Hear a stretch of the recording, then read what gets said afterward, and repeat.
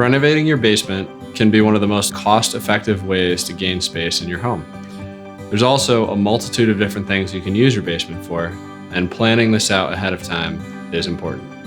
If you're looking to add a bathroom, is there plumbing down there already? If you're looking to add a kitchen, where will the kitchen be laid out?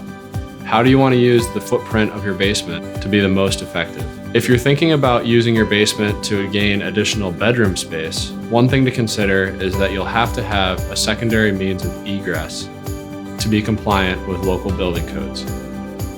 If you're thinking about using the space as an entertaining space, you may want to consider the height of your basement.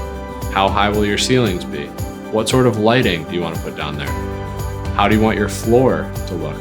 All of these are simple questions, but it's important to think about all of the different ways that you can use your basement space and narrow down what you want and need your space to be used for. When reaching out for an estimate, send us all the information that you can and what you're thinking about doing so that we can compile an estimate that meets all of your needs and expectations.